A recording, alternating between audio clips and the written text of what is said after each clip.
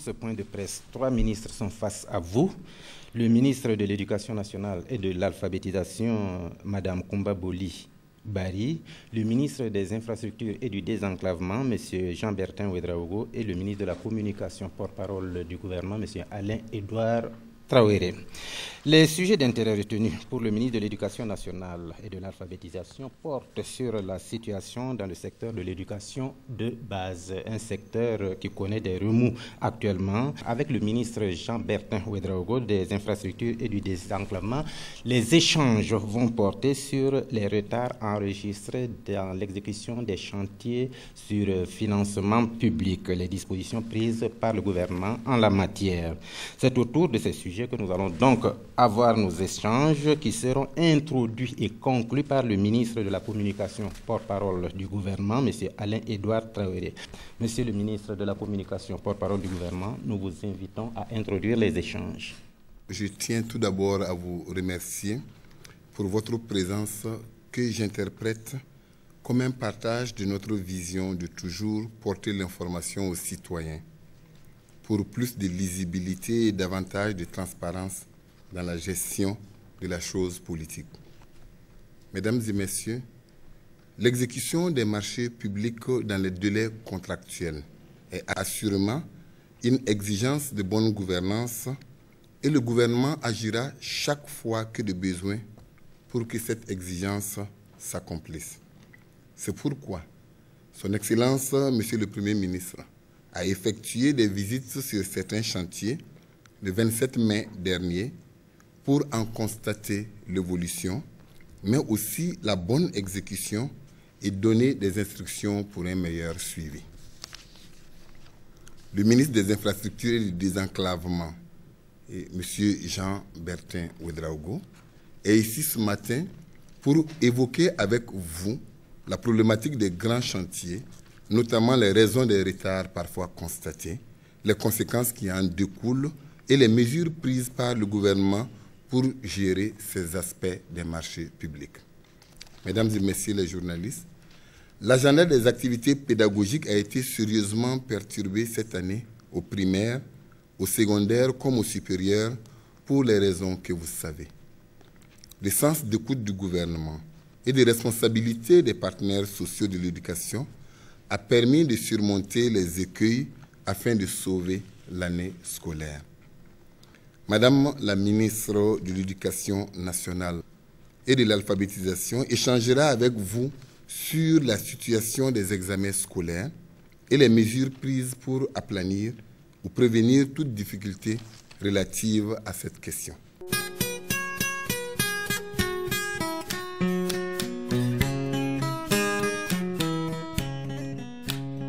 Il y a une coalition de centrales syndicales, c'est le SINEAB, le SNEP, la SATEB, FESEP et SINAPAGER. Ce sont ces 5 centrales syndicales qui ont effectivement déposé un préavis de grève pour le 14 et le 15. Ce qu'ils revendiquent, on peut considérer 3 dimensions essentielles. La première dimension, c'est vraiment la révision même du statut du personnel du ministère de l'Éducation nationale et de l'alphabétisation. L'autre type de revendication, elle est du type indemnitaire. Et peut-être le 3e type de revendication, elle est beaucoup plus orientée vraiment sur, on pourrait appeler ça la justice sociale, parce que c'est quand même sur la carrière, c'est la reconstruction de la carrière des enseignants depuis 1984. Et le processus est vraiment engagé, mais malheureusement, jusque-là, tous les enseignants n'ont pas pu avoir accès à cette dimension reconstruction de leur carrière. Donc voilà essentiellement les revendications. J'avoue que nous avons, depuis qu'ils ont déposé ce préavis de grève, nous avons eu plusieurs rencontres. Et actuellement, la dernière d'ailleurs, c'était hier après-midi, et je pense très honnêtement que nous sommes en train de parvenir à un accord. Nous avons mis en place un petit noyau après justement les différentes discussions et un petit noyau donc constitué du groupe des syndicats, mais aussi un petit noyau qui est du ministère. Et là, nous sommes en train vraiment d'élaborer un contrat d'accord. Donc je pense que dans les prochaines heures, ce sera vraiment, en fait, pour moi, une affaire close, pour le bien de tout le monde, à la fois la partie syndicale, le MENA, mais surtout les enfants du Burkina Faso.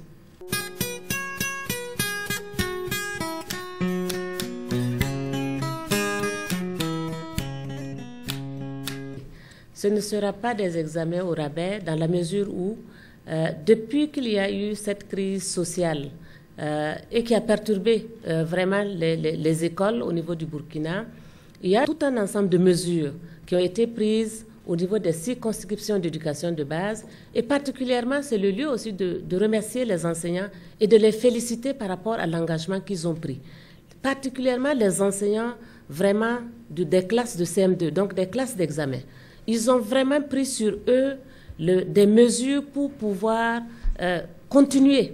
Certains, non seulement continuer les cours, mais d'autres ont même essayé de faire des heures supplémentaires pour justement finir leur programme. Donc c'est vraiment le lieu de les remercier et surtout de les féliciter pour leur mobilisation et pour leur engagement. Donc au niveau vraiment des heures de cours assurées par les enseignants aujourd'hui, dans la plupart des écoles du Burkina Faso, les choses sont en règle.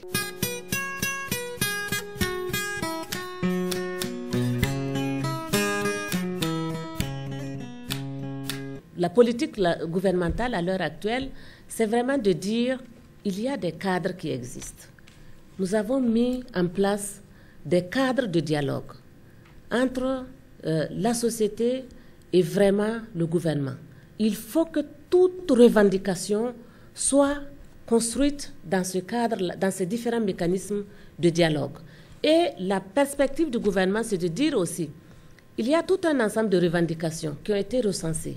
Il y a un comité que le Premier ministre a mis en place au niveau de la primature, avec l'ensemble des techniciens issus des différents départements ministériels et de personnes ressources, pour mener la réflexion et proposer justement des solutions par rapport à chaque type de revendication. Il faut qu'on arrive d'abord à répondre peut-être à ces revendications à très court terme, c'est ce que nous sommes en train de faire actuellement, mais de poser des jalons de long terme, où nous allons même aboutir à une sorte de charte entre nous et ces organisations syndicales et l'ensemble vraiment des groupes socio-professionnels au niveau du pays pour que ce soit une perspective de long terme. Sur 5 ou 10 ans, on devrait pouvoir dire, voilà, nous avons des cadres de discussion, voilà les aspects sur lesquels nous allons discuter et voilà ce que nous proposons aussi en termes de perspective pendant 5 ou 10 années. Je crois que si on arrive un peu à poser des jalons en termes de politique et de perspective... Nous allons maintenant nous tourner vers le ministre des Infrastructures et du Désenclavement. Le sujet